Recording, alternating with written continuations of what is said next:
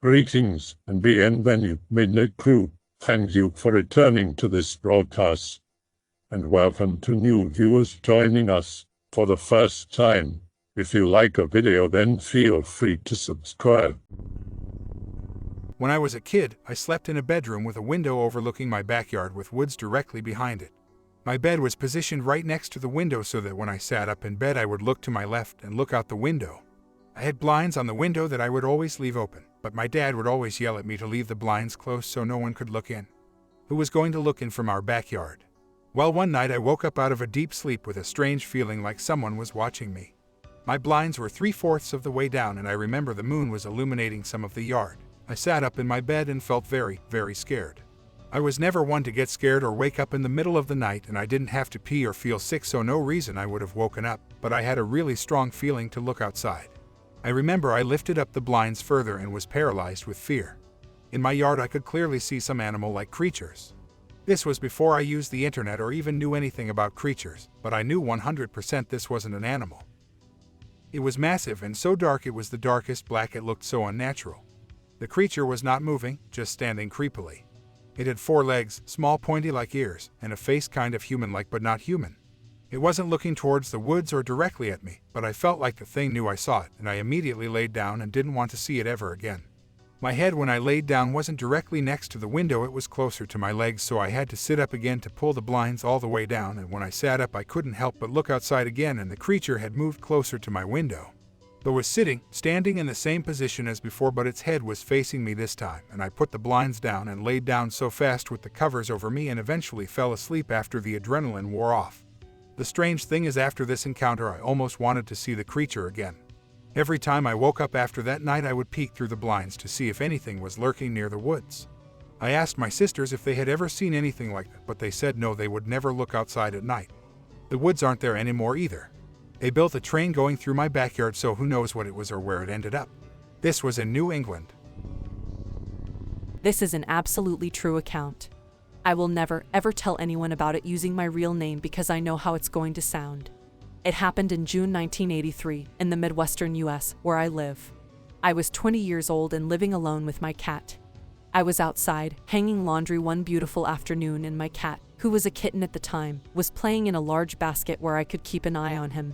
At one point, the hair on the back of my neck stood up, just out of the blue. I turned around and looked behind me, and there was nothing amiss, except my kitten had gotten out of the basket and was standing stock still, looking toward the home nearby. My house was next to 2 duplexes, which were facing the street that ran alongside. Between those duplexes was a wide gravel drive where people would pull in and then turn into their carports. On this gravel drive, I saw a dog. It was facing away from me, facing that side street. My first thought was, crap, it's going to go after my cat. So I scooped up my kitten and watched the dog to make sure it left. It didn't. The hair on my arms was now standing straight up, and in the middle of June, there was a chill breeze that seemed to just come from nowhere and go right through my cotton blouse. Then, the dog turned. Slowly. Deliberately, almost. It turned and faced me, and I swear to God this is what I saw. It was the face of a bearded man. Not just a sort of man-like face or the face of a dog born with a deformity. This was the absolute face of an angry man, with a full beard, and his mouth was open. As if he was yelling at me, but no sound came out.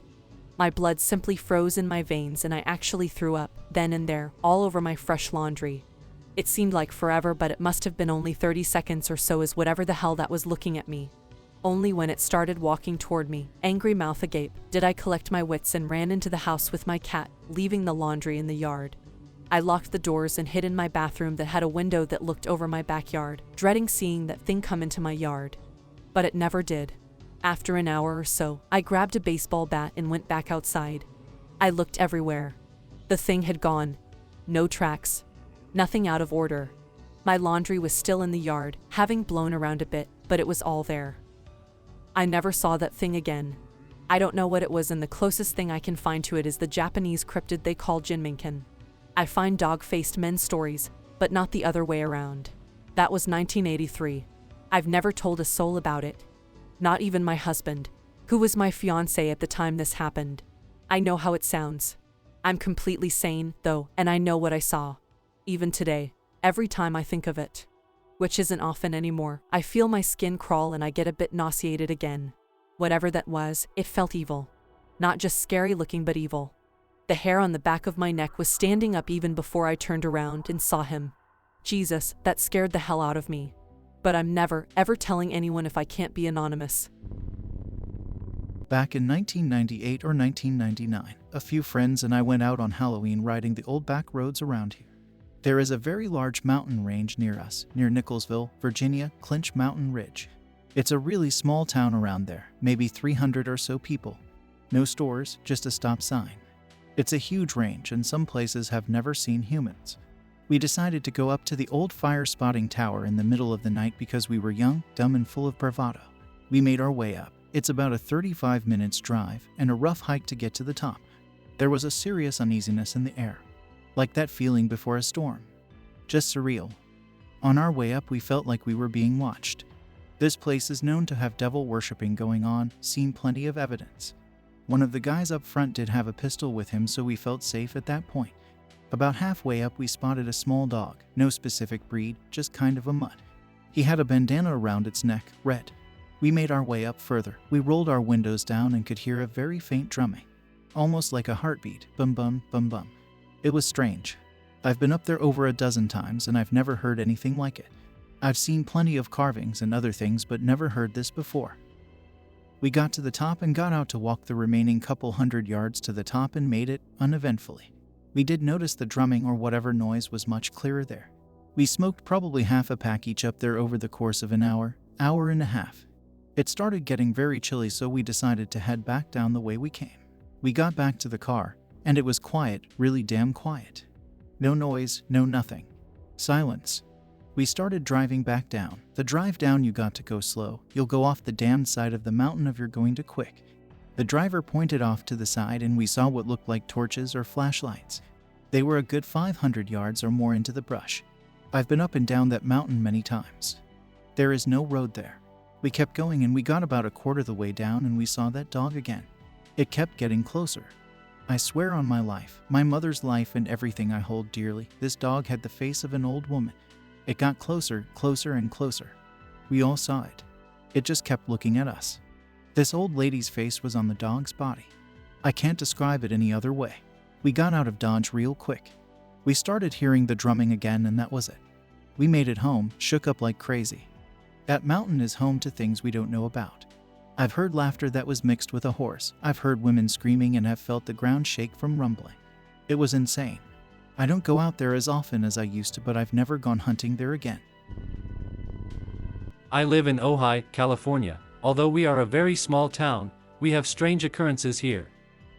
For how isolated and small the town is, we have more Hollywood celebs here than most of Los Angeles. There is a Scientology compound with an underground installation I have heard stories about. UFO sightings are more commonplace than I'd like to admit. My Chumash Indian family tell tales of snake brothers, who live underground, and Ojai literally means moon nest, for tales of the moon coming down from the sky to set underground. Think what you want about that. We have the Ojai vampire, the goat man known as Billy Whack, the Charman, the phantom hitchhikers, the little people, even the tall phantom-like watchers that appear on mountaintops, which I have seen before. None of these paranormal things compare to what I witnessed one summer day while going for a run. It sends chills up my spine just recalling this event. I'll tell it as I see it. Pick not of creature, but very, very related. This all started around July 2008. I worked at an MMA gym in Ventura and one of our superstar fighters wanted to know of any good trails to go for he and his brother from out of town to go on a run. I knew a scenic trail with beautiful creeks and lots of wildlife, so I recommended a path I visited with my Chumash family as a kid near Wheeler Gorge off the 33 in Los Padres National Forest. I drove my car, a riced-out Civic, and brought his brother along. Once we arrived, we ran together and very quickly they lapped me, leaving me in the dust. I kept a steady pace, as I was not a professional athlete or whatever his brother was on. I suspect he was on meth or something by his odd behavior. So I kept a steady pace, and fell way behind. This is where it gets otherworldly. As I make my way down the hill, I see what looks like a large hairy homeless guy crawling on the ground, grunting and sniffling, making a noise similar to my old 16-year-old pit bull, like it's struggling to breath. its face pointed down, it was covered in mangy multicolored hair, with bald patches, no hair on the forehead, or just above its cheekbones. The way it crawled, it was rocking its shoulder and hip side to side, similar to the way a gecko crawls. It had tufts of long hair almost like mutton chops, and had tufts of hair that were pointy like the X-Man, Wolverine. I don't know why I didn't call it at first, maybe because when any of us see a crazy bum, we ignore and try to resist eye contact, I don't know. I kept quiet and just kind of froze, trying to make sense of what I was looking at. I notices its shoulder blades going flat and it stepped, then pointing up at a sharp angle almost like wings, but they were just freakishly long and high. Its chest was not flat, but wide and pointy, like a large skinny dog, with mange or hairlessness and the very bottom. It wasn't until it turned left sideways and crossed my path right in front of me until I felt my stomach sink. As it turned and walked right on front of me, I got a full and slow glimpse of what it was. It was long, 12 to 14 feet, and it was large and muscular. It had a nose ridge like a person, it had a chin and long clawed fingers, it had eyebrows, and a human-like face. Its belly narrowed and was abnormally thin, very much like a greyhound. It had freakishly long cat legs, only with stubby human-like toes with a few of its claws missing on the hindquarters, and what was a long skinny spine. Like tail with ridges just like an extension of its spine, it had bony hips with what looked extremely skinny. I literally could not move. I was clenching my fists so badly I cut into my palm, and as bad as I wanted to scream, I just whimpered. It was massive and demented looking, and I just remember thinking, I hope it doesn't notice me.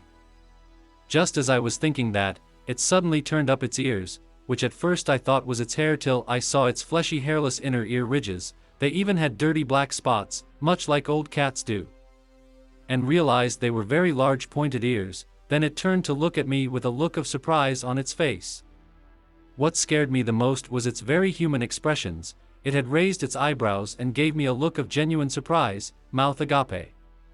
I'm not sure what trance or panic I was in, but I was in full flight or fight mode. I just felt so paralyzed with fear I couldn't move a muscle, and my whole entire body felt tight, like my own muscles were going to tear off my bones from the tenseness. My mind and heart racing. I didn't notice it turned to face me. But when it did, it gave me a very sinister look and crouched down, turning its ears back looking straight at me. The human expression looked like, best way I can describe its face, imaging swole-ass Triple H, really pissed off Harry with sunken eye sockets, high cheekbones, and wolf ears popping out the side of his ear, giving you a look like, you are screwed, you are mine.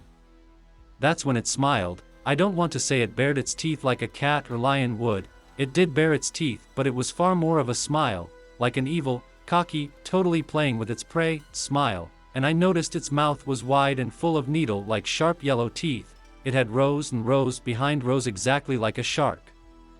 At this point, if I had eaten earlier I would have definitely shit my shorts. I was already accepting the fact that I would die and no one would ever see me alive. This thing could eat me bones and all easily, and I knew it. Right then I heard a thumping of footsteps. It was Jeremy and his brother running back around the trail. I couldn't see them, but they couldn't have been more than 60+ feet away. Now Jeremy was about 6'4"-ish, 240 pounds. His brother was also a massive built dude. I was 155 soaking wet, so I'm guessing to this day, maybe it preferred more meaty prey. But just as they made their way closer, it turned its head towards the footsteps. They gave me the side eye. It turned back the way it was heading across the trail and went on its way, giving me a human look like, you know I had you. And giving me an evil side eye as it walked back into the brush, like, catch you later on my grandmother's life. The most terrifying thing about it all was its incredibly human expressions. You might run into a bear or lion, but anything that can express real intent the way this thing did is truly the most horrific thing you could ever experience. If only you guys could begin to imagine. Anyway, I ran the opposite way down the trail, so fast at points it felt like I was hovering over the ground. I eventually twisted my ankle and had sprained for weeks after, but I just had to get to my car. As I jumped in, I just started the engine and burned rice. Halfway down the mountain, I remembered Jeremy and his brother. I didn't want to, but I had no choice but to turn back. If Jeremy was alive, he would surely kick my ass, and that was an ass beating I wasn't willing to risk. I came back to a pissed off UFC fighter and his brother banging on my hood, pissed off. He instantly cooled down when he saw me visibly shaken.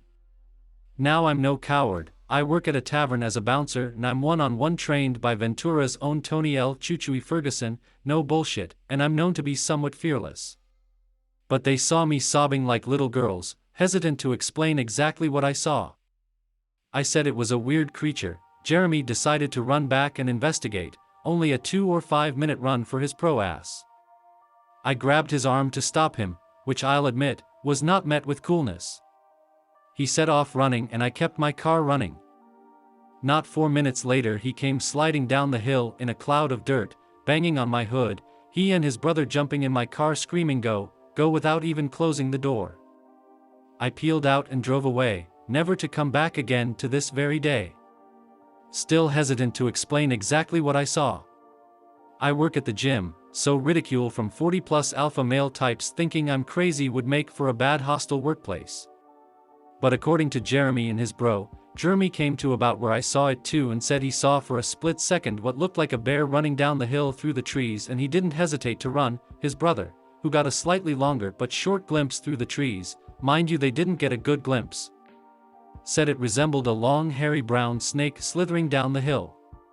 After dropping them off at the gym, I bummed a few cigarettes off someone's girlfriend, and was very short with anyone asking what happened as I wanted to forget it ASAP. I never smoke and this kind of freaked some people out. When I finally got home, my dad, a Chumash Indian, asked what happened to my ankle. I said we went to Ojai to go for a run and I must have slipped and twisted it. My dad can always sense when something is wrong, it's something I've grown both love and hate. He looked at me then laid back on the creeper roller to work under the car and said, and I quote, "Be careful up in Ojai, son, there are spirit creatures that exist between worlds that can drag you into the underworld." My stomach sank once again, it was one of the most ominous things I ever heard him say to me. That was roughly 12 years ago, to this day I'm not sure what exactly it was. I have researched skinwalkers, wendigos, sphinxes of which there is a monolithic ancient sphinx in Malibu and manticores. It may have been a manticore as the shoulders could be mistaken for wigs the way they were elongates and kinda looked like flapping wings as it walks and the spiky tail kinda resembled a scorpion tail as in legend and it did have needle-like teeth, but it was definitely an ancient and incredibly large creature. I've since tried hard to make sense of it all. I've compared missing 411 maps, with maps of cavern systems, with maps of Bigfoot sightings, with maps of deep underground bases or supposed UFO bases and found them eerily similar. I'm not saying this is true, but I think maybe mythical creatures many people claim to see may just be genetic experiments made as guardians to protect hidden bases, as the sighting may be excused as crazy by people, which would be a great cover-up. The truth is I'm not sure what I saw, I'm not sure what it was, I just know it was real and I hope no one ever runs into one. And yes, assholes, I know this isn't a skinwalker story and the snapshot is of a video of an alleged skinwalker, but whenever I draw this thing from memory I immediately burn the picture because bad shit happens every time I do. I hope that you enjoyed tonight's broadcast. If you enjoyed tonight's story, then please subscribe to the channel as more green texts will appear daily. A new broadcast will appear when the clock strikes midnight Central Time.